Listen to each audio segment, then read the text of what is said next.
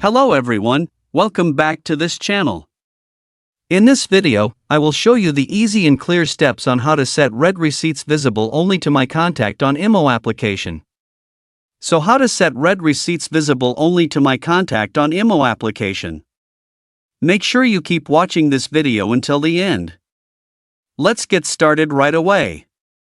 Firstly, open the IMO app on your Android device. This is the initial screen of the IMO app. Next, tap the profile icon in the top left of the screen. A scroll-down menu will appear. Next, tap the Security and Privacy menu. Next, scroll down. And tap the Read Receipts menu. There are several options here. Tap My Contact. So that's it, tutorial on how to set Red Receipts visible only to My Contact on IMO application.